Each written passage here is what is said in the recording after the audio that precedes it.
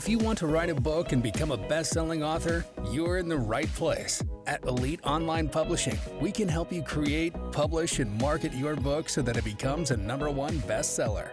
We work with a limited number of authors to ensure that they receive the best possible service. So if you want to learn how to write and publish a book that will empower you to smartly grow your brand, business, and credibility, apply today. We look forward to working with you.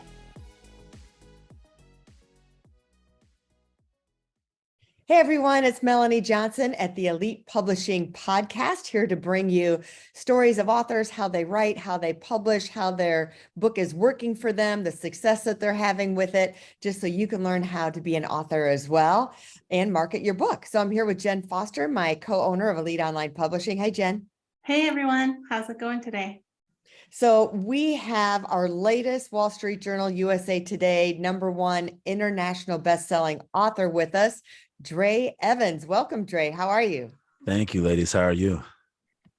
It's an excellent day. We're excited to dive in and hear about your publishing and writing journey. I'm excited. His newest book is Prove Me Wrong. Yeah, so tell us Prove them wrong, I think. Prove them wrong. So why now? Why this book? And tell us a little bit about the book and why you decided to write it. My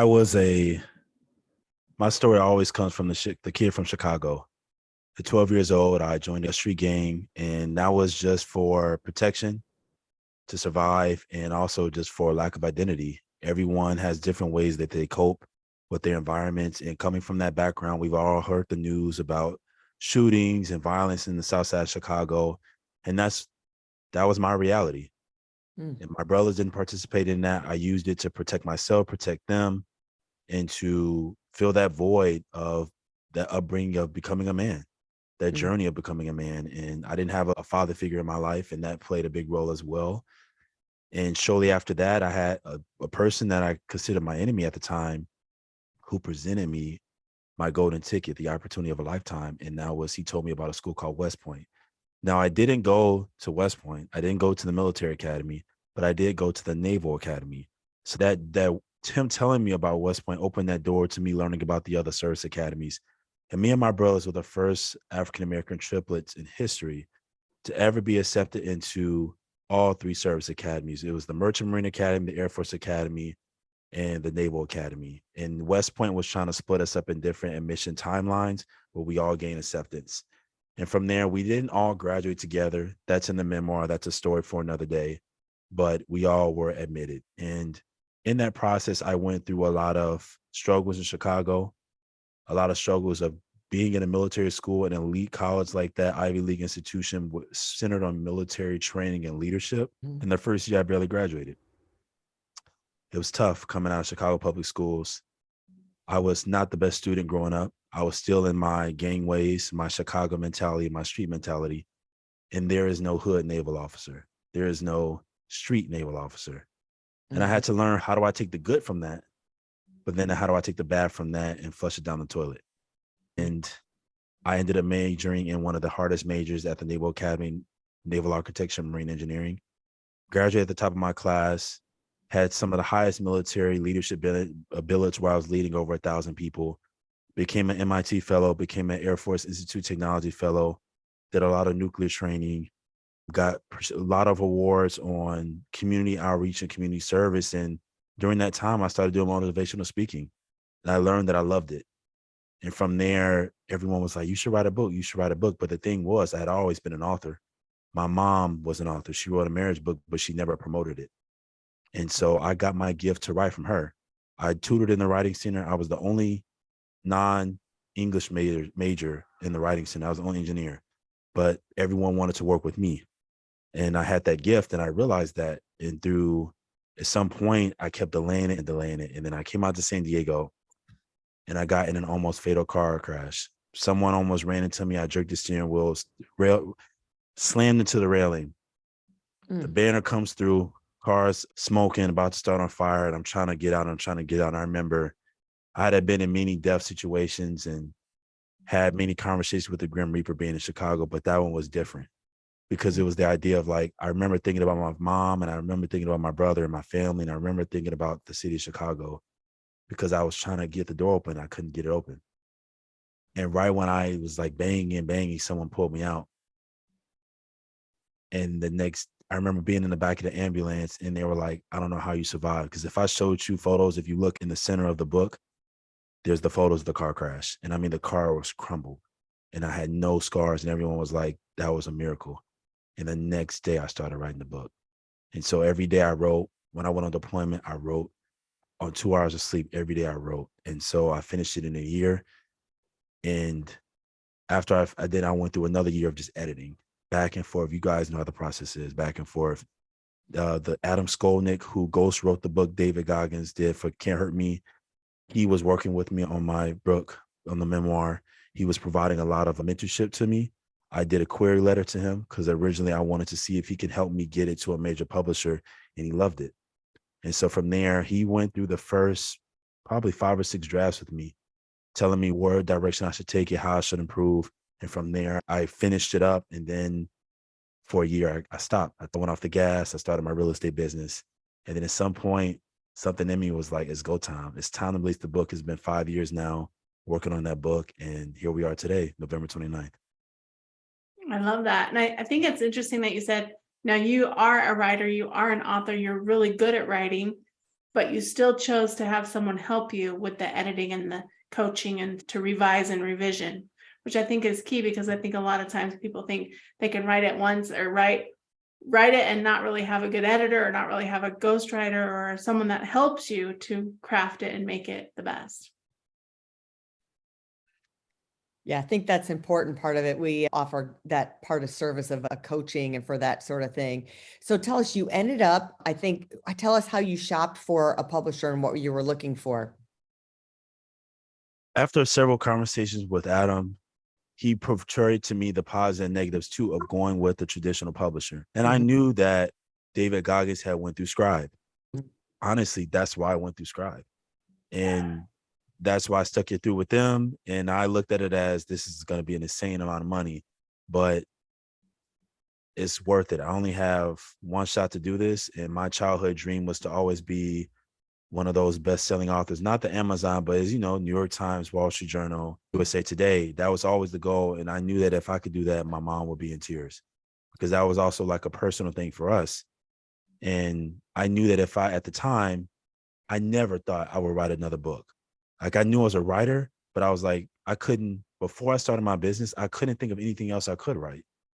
And I was just like, the memoir is the best thing because it's got the struggles, it's got me in it. It's got the pain, it's got the adversity, it's got affirmations, everything. How people can pull out so much, how to be successful at an Ivy League school, coming from the bottom. Like, there's so much, military, everything. And after that, I started my business, and it was almost like, again, thinking like an entrepreneur, the doors opened.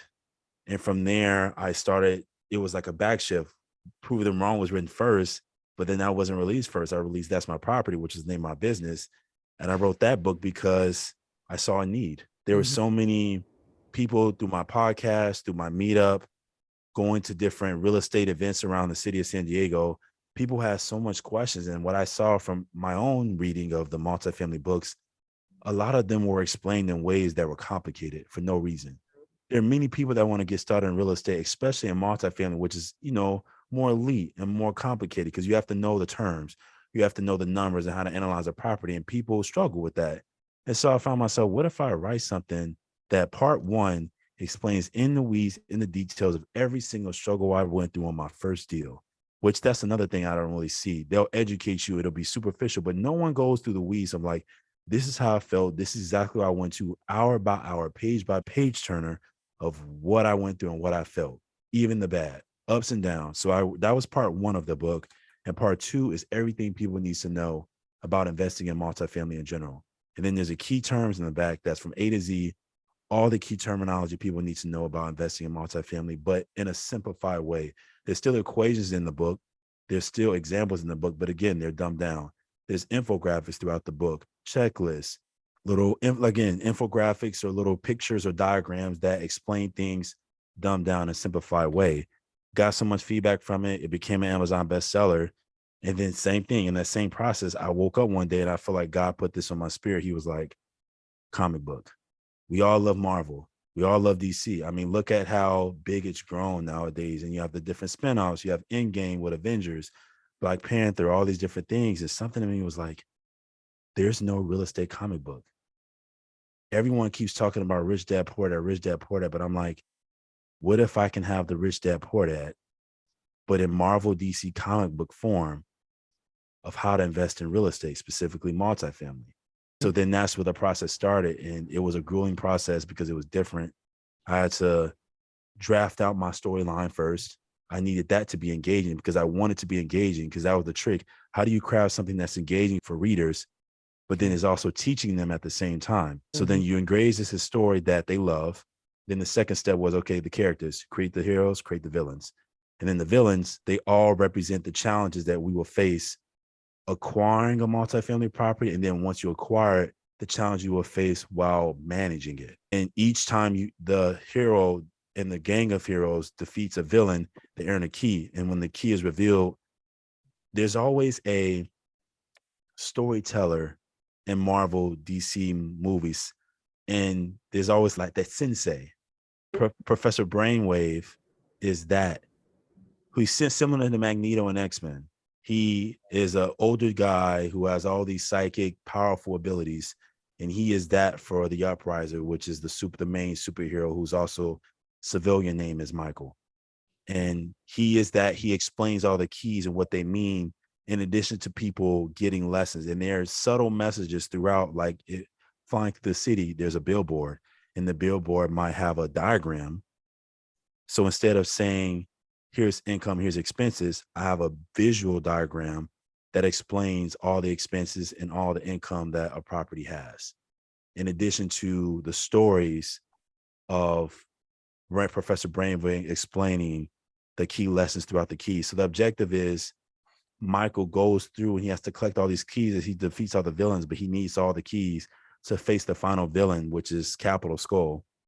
And Capital Skull places a plague on Enterprise City, which is where the setting takes place, because he puts the city under financial poverty. Michael's mom is in financial poverty. And so if he defeats him, he uplifts that curse. He changes that generational cycle for his family. And that's where it all was birthed from. And I wanted to do something that inspire young adults, inspire people that are also beginners, inspire kids to learn about real estate and learn about financial literacy in a way that we all love. And again, I never thought that I would produce something like this, but I'm also an artist. I draw heavily. And that's another thing. I was able to leverage that creative side of being an author, but also being a personal artist myself, to combine that to produce the comic book. I love that. And that's called The League of Wealth, right? The League of Wealth. League of Wealth. So I want to ask you, you've got 2 books now and a comic book. How did the real estate book impact your business? How did you use it? And then how do you foresee your new books coming out, changing your business or doors that it might open? Since I never thought that I was going to write That's My Property, I was essentially, and even now, I just pretty much give it out. People can buy it, but if anyone asks me for a copy, I would just give it to them. It was really just to give them value. The whole purpose of that was giving them value. And it opened doors in the sense of me being a thought leader. I'd already had experience, but it really leveraged me to do other speaking engagements in real estate. And as I mentioned before, just being an expert in the field. I think it's going to be very different with the memoir, because that's really going to be back to my roots of what I love doing. And that's truly the outreach, truly giving back the more motivational, inspirational side of outreach. So I'm excited to get back into the schools. I'm excited to speak at colleges. I'm excited to speak at nonprofits and churches. That will really leverage the prove them wrong. But the comic book is going to be a game changer in another way because of it not being done before. And I can see it being a spinoff. I could see me then doing the same thing that DC Marvel does. And instead of the League of Wealth, I can take each individual character, make a comic book of each individual character, and teach people different things about financial literacy or real estate. One, I could take Ember, who's the lady, and make a comic book for ladies on real estate with that. And then I could take maybe Professor Brainwave and speak to him, and he can maybe do note investing. And another one could do short-term rentals. Another one could do midterm rentals. Like, you can take it so many different lanes and still make it engaging for people in a way. And I just think the comic book is going to be a game changer in a different way that I never thought possible. Yeah, and reach a lot of people that are, all age groups. I mean, you think comic books are kind of more for the younger, but I mean, I'm a Marvel fan, so it's for all ages. Adults love them. It makes you feel like a kid. It makes you feel, and again, you're tapping into that ability of, we go on the screen and we see Aquaman and we see Batman, and for that moment you're in the theater, you feel like larger than life. All the problems and stuff that you felt, you feel like you can accomplish them. Whatever you have going on, you envision yourself in that cape. You envision yourself in that role. You envision yourself being powerful and having a deep voice, or being a sexy lady like Wonder Woman, or whatever character it is that you emulate. And so if I could take that same feeling and put it in a comic book, but then tie that into your financial goals, it's like it's a win-win. I want you to feel that same empowerment, but in what you can achieve financially. Yeah, that's amazing. Well, Dre, tell us where we can find you. Yes, you can find me at drmultifamily.com. That's my main real estate website. ProveThemWrongTheBook.com. Multifamilybytheslice.com is the website for my podcast. And I'm on all social media platforms at Dr. Multifamily. Great. Well, we'll put that link up in the show notes, and people can go and follow you and find you and your book in those places. Thank you so much for being on today. Yeah, and I just want to say we're so honored that we were the marketing end for Dre's new book coming out, that he entrusted us with his project. And we are honored to work with you. And it's been such a pleasure to make you be a #1 bestseller. So if you want to learn more about publishing your book, reach out to us at Elite Online Publishing, and we'll see you next time. Thanks, everyone. Have a great week. Bye. If you want to write a book and become a best-selling author, you're in the right place. At Elite Online Publishing, we can help you create, publish, and market your book so that it becomes a #1 bestseller. We work with a limited number of authors to ensure that they receive the best possible service.